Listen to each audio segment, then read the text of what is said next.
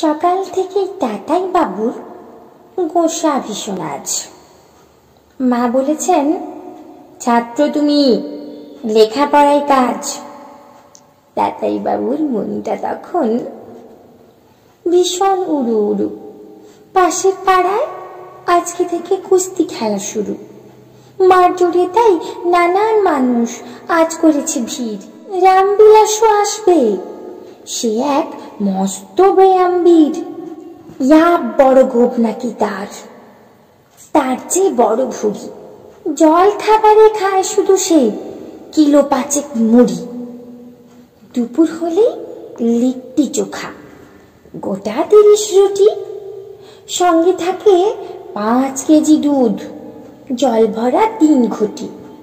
রাতে সে খুব স্বল্পাহারী, তাতেই হাতির বল। কিলো 3 মুরগি, সাথে হরেক রকম ফল। বিহারবাসী রামবিলাসের সবাই করে নাম।